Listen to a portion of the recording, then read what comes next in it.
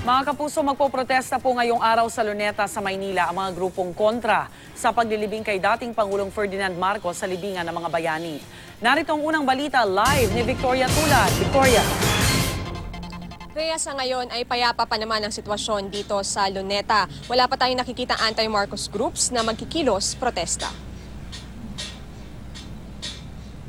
Madaling araw pa lang, abala na ang mga manggagawang ito sa pagtatayo ng gagamiting entablado sa Luneta para sa Black Friday protest laban sa paglibing kay dating Pangulong Ferdinand Marcos sa libingan ng mga bayani. Nasa harap lang ng Quirino Grandstand ang naturang entablado. Mamayang alas 4 ng hapon, inaasahan na marami ang magtitipon-tipon dito sa Luneta para sa protestang tinawag din na National Day of Unity and Rage.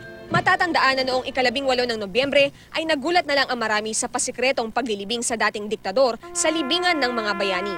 Ayon sa Campaign Against the Return of the Marcoses to Malacanang o CARMA, ang isa sa mga grupong nag-organisa ng kilos protesta. Magtitipon-tipon muna ang mga magpoprotesta sa Liwasang Bonifacio, Taft Avenue, Moraita, Plaza Salamanca, sa tapat ng Korte Suprema at Plaza Miranda bago magpunta sa Luneta.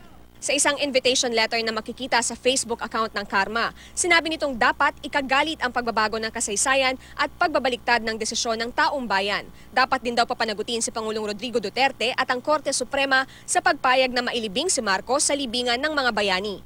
Bukod sa kilos protesta na gagawin dito sa Luneta, magkakaroon din daw ng mga rally sa iba pang bahagi ng bansa, gaya ng Tarlac, Nueva Ecija, Camarines Norte, Cebu, Tacloban, Cagayan de Oro at Davao. Gaya ng nangyari sa kilos protesta sa EDSA People Power Monument noong ika-18 ng Nobyembre, inaasahan na libu-libong kabataan o ang tinatawag na millennials ang lalahok dito sa kilos protesta sa Luneta.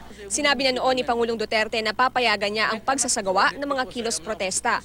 Sa ngayon, hindi pa lang natin matiyak kung ilang pulis ba ang ipakakalat para sa seguridad. Wala pa rin daw direktiba sa mga tauhan ng Manila Police District. Rhea, pakiusap lang ng otoridad sa mga magkikilos protesta, sana raw ay maging maayos ang kanilang aktibidad. Payo lang din po sa mga lalahok sa kilos protesta, magdala ng payong at anumang pananggalang dahil panakanaka ang pag-ulan. Rhea? Maraming salamat, Victoria Tulad.